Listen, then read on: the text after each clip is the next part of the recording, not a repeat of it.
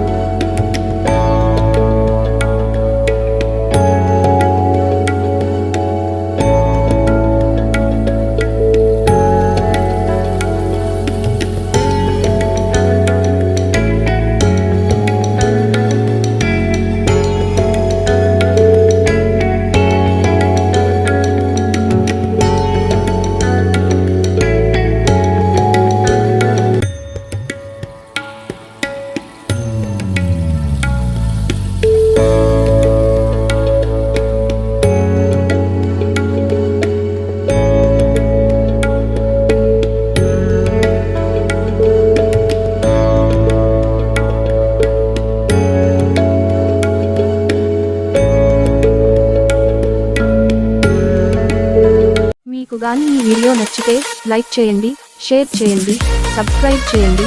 మరిన్ని వీడియోల కోసం గంట సింబల్ని ట్యాప్ చేయండి.